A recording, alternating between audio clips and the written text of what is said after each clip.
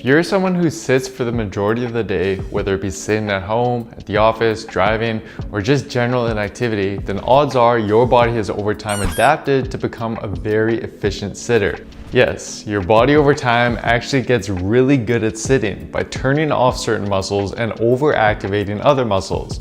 And when you then combine this with the fact that most people don't just sit and instead slouch forward, lean sideways, and do all kinds of things to make themselves more comfortable, it leads to a host of problems and imbalances that arise when you're not sitting. And typically what this will lead to is more or less the development of the following posture, where the head protrudes forward, the mid back and shoulders round forward, and the lower back arches excessively with an anterior tilt to the pelvis.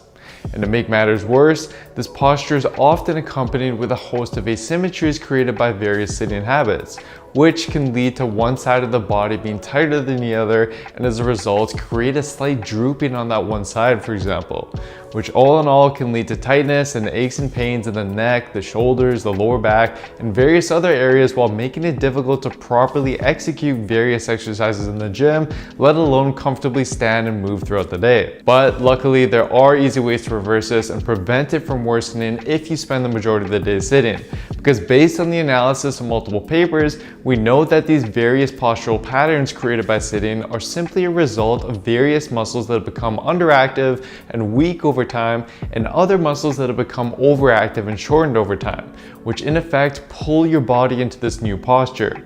Therefore, to reverse this, I'll be showing you 2 quick and easy 5-minute corrective routines that you can do virtually anywhere and are designed to mobilize these tightened areas, strengthen the weakened areas, and work on correcting any asymmetries you may have as well. The first routine will focus primarily on the upper body, and the second routine will focus primarily on the lower body, each consisting of 4 exercises. And then towards the end of the video, I'll show you how to then go about implementing them into your day. But for now, let's jump into the first routine. The first exercise we'll use to mobilize the upper body is over and backs, which can be done with either a band or a towel. This exercise is used to open up and stretch the shortened chest and shoulder muscles that are pulling you forward into this hunched posture. Here, you'll simply grip the towel or band with a wide overhand grip, pull it apart slightly to create tension, and then, without bending your elbows, raise it over your head and behind your back, going only as far as you're capable of. Then when it gets behind your back, focus on pulling your hands apart. Start with a wider grip and over time, narrow your grip as your mobility improves. Next, we're going to move on to the cobra pose to now stretch out pretty much all of the tightened muscles from sitting. This is arguably one of the single best stretches for sitting, because if you go joint by joint, the entire body is almost completely reversed in the stretch position when compared to a typical sitting posture. To do it properly and without aggravating your back, however, you want to execute the following. Lay on your stomach with your feet about hip width apart, toes facing down, and hands by your sides positioned directly under your shoulders. Next, contract your quads so that your knees are off the ground, bring your shoulder blades down and back, and then lengthen your spine by thinking about bringing your upper body forward and up by using and engaging your mid and lower back muscles. You should not be muscling your way up by pushing your arms into the ground. They should simply be there for guidance and stability as you lengthen. Hold for a few deep breaths at the top position before coming down and repeating for more reps. The next exercise we'll use here will be used to help correct some of the asymmetries developed from slouching one way when sitting. This causes your muscles in your sides, such as your QL, to tighten up and commonly droop your body one way as a result. For these, we'll perform a simple standing reach where you hold one hand at your hip, and then with your other arm, you want to extend up and back behind your body at a diagonal. Think about reaching towards the ceiling and experiment with different angles until you find the angle that best creates a stretch in your side shown here. Hold the end position for about 5 to 10 seconds and then repeat for reps before switching to the other side. And you'll probably notice that one side is tighter than the other as a result of your slouching, in which case you'd want to spend a little bit more time and do more reps on that tighter side. Next, we're going to move on to strengthening some of the weakened upper body muscles. More specifically, the weakened lower traps that contribute to that hunched over posture, and the weakened neck flexors that contribute to that forward head posture. To do so, we'll use wall slides with chin nods. Here, simply stand against a wall with ideally both your upper back and lower back completely flat against it. Then slide your arms up and down against it like so. Then, with the back of your head against the wall, simultaneously perform reps of chin nods, where you tuck your chin into your chest by using those deep neck flexors to basically give yourself a double chin. As you raise your arms, you should feel a strong contraction in your mid-back, and as you perform the chin nods, you should feel the muscles in the front of your neck working. This combination of wall slides and chin nods is an effective way to correct both that hunch posture and that forward head posture at the same time. If the wall slides are too difficult to start though, you can perform shoulder W's like so as an alternative. Next, it's time to move on to focusing a little bit more on the mid and lower body muscles with the second routine. To start off though, we'll work on thoracic or mid-back mobility that gets stiffened from sitting and not only promotes that hunched over posture, but can also lead to problems and compensations in the lower back and lower body as well. To do so, we'll use thoracic rotations, where you get on all fours, sit your hips back towards your heels, place one hand extended out in front of you and the other held behind your neck like so.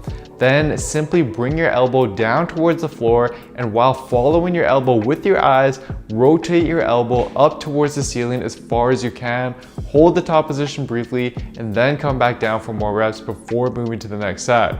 You should feel a good stretch in your mid-back area as you do so. Next, we're going to move on to stretching out the hip flexors, which have become tightened over time and are pulling the pelvis into that anterior pelvic tilt. To do so, we use a simple kneeling hip flexor stretch. But the key to this exercise's effectiveness, which most people overlook, is to first posteriorly tilt your pelvis by contracting your glutes and abs. Then, only once you've properly set your pelvis, gently lean forward until you feel a deep stretch in the front hip of your back leg. Hold the end position for 10 deep breaths or so, and then switch to the other side. Next, we're going to move on to a stretch that not only further lengthens the tightened hip flexors, but also helps open up the hips with external rotation and addresses any asymmetries present there to best set us up for success in the strengthening exercise we're going to do next. For these, you can use a couch or any elevated platform and cross your front leg on top of it and fully extend your back leg to lengthen out your hip flexor. Then, with your hands placed on your foot and your knee, brace your core and simply bend at your hips to bring your chest forward until you feel a deep stretch in the side of your front hip. Hold it there, but feel free to move around at different angles to tweak the stretch a bit. Then you can switch to the other side. You'll likely notice that one side is significantly tighter than the other, especially if you tend to cross your legs quite a bit when you're sitting. If so, spend a little bit more time on the tighter side.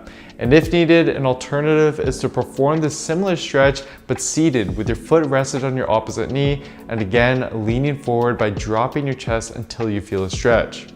Lastly, we're going to move on to glute bridges to help awaken and strengthen the glutes that tend to become inactive and weakened as a result of prolonged sitting and are now contributing to that anterior pelvic tilt. It's vital that you perform the prior stretches first, however, since research has shown that those tightened muscles we stretch will actually inhibit your glute activation and make it hard for you to effectively use this exercise.